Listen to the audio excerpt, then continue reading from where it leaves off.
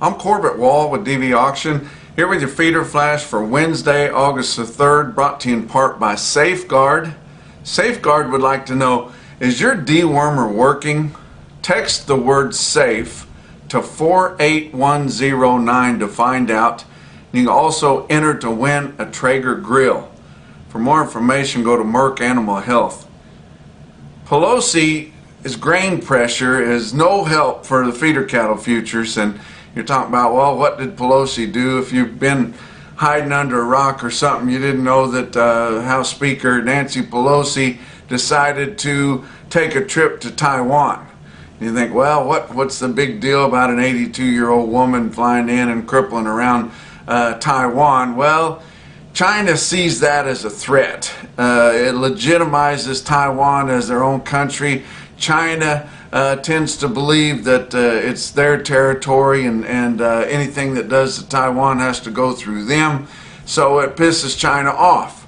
Well, that's bad for grain exports from here to China, on all grains, but especially on beans. They are our biggest by far importer of U.S. beans. And your grains were down hard, which also pulled corn down hard, which normally is a big up for feeder cattle, but not on Tuesday at all. Also, we're starting to get into August a little bit, and maybe your feeder cattle futures are wanting to kind of tie in a little bit closer with what your index levels are, although they've been going up this week because our feeder cattle continue to get higher every single day, and they've been trading so good as we're still selling those grass yearlings that really top the market, and there's a lot of them moving still. Will be till probably the middle part of this month here in August. But the whole deal about Pelosi going over to Taiwan, you think, why in the hell would she go over there when she knows that it's going to upset China? And they made that plain that it was going to happen. And in fact, there's been several threats against us, against her, against U.S. well-being, and Taiwan for her making the stop there. Well, you can't tell me, although I'm not a political analyst, that it wasn't told by her to do that or suggested from the White House administration or the Democratic Party, and who knows what their reasons for wanting to do that are, but it really has shaken things up, and you know, it's terrible how some individual person can decide to do that, or a certain political party will try to do something like that, and it just messes up trade and markets and things like that. But you know, China's been kind of emboldened by Russia's invasion of the Ukraine, and what little the rest of the world has really done to help them out, other than President Magoo giving them tons of our money. But they think, well, heck, they got away with doing that. You know, we'll just take Taiwan over for sure, and put them in our communist regime. But it in fact sparked many threats, which always is an upheaval and not good. But I don't have a lot of other news to tell you.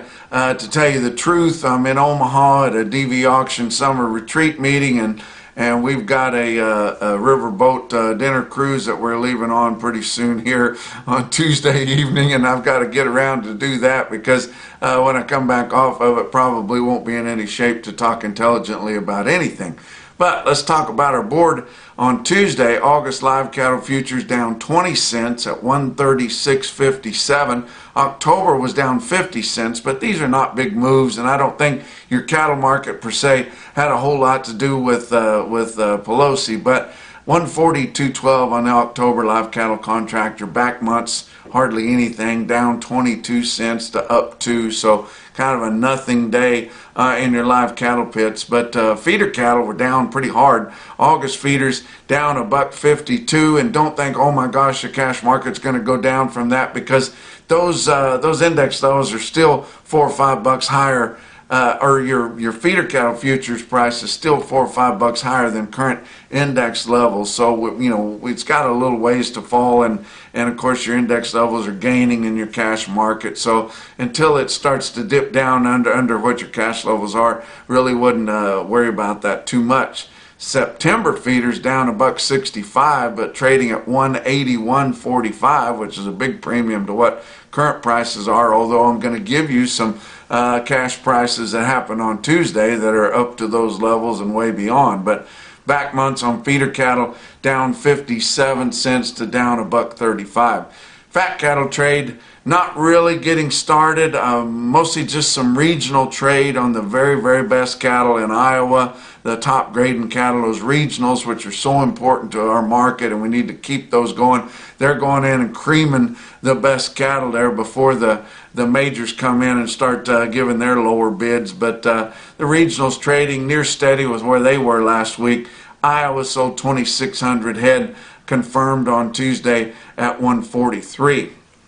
Now your other areas didn't have anything confirmed. Did hear a private source say that a major bought some cattle in Kansas at 135, which is like we figured it would be. It would be a buck lower at worst and steady weak at best. But anyway, not a lot going on in your direct fed cattle marketing yet, as through Tuesday. We did have a fat cattle auction. Yankton, South Dakota, Stockman's Livestock, they called their fat cattle market kind of uneven, and they have not been trading at the premium to what the direct market's been here for the last few weeks. But conventional cattle, and that's not really what your fat cattle auction buyers go in there for, but conventional cattle trading kind of weak from 138 to 140. But your drug-free, non-implanted cattle selling from 140 to 147.75 in competitive bidding in a brick-and-mortar auction at Yankton, South Dakota there. Box beef cutout values were lower again, which is also making your packers kind of hard to deal with choice cuts down 214 at 268.46. Selects down $1.35 at 241.55. Slaughters running at a good pace again, 248,000 through the first 2 days of the week. That's 1,000 less than last week and 8,000 more than the same week a year ago. Talk about your feeder cattle market, your real-time index on DV auction on Tuesday afternoon, sitting just about at 173, so up about 62 cents there from your close from Monday's market, but higher prices trading on Tuesday afternoon, and it'll probably close at the end of the day on Tuesday a bit higher than that 173 level that I talked about. But all the auctions that I saw on Tuesday reported were higher. There's some very, very impressive quotes that I'm going to give you.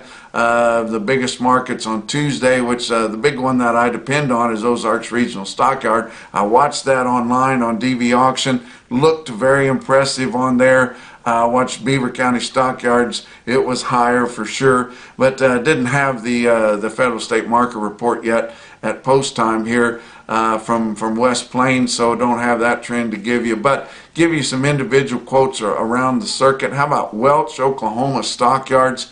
Very impressive quote for them in size of the draft and the price, but 257 head Welch Stockyards, 918 pound steers at 175 and a quarter. Big time quote for them. How about Virginia Cattlemen's Association's tele-auction there?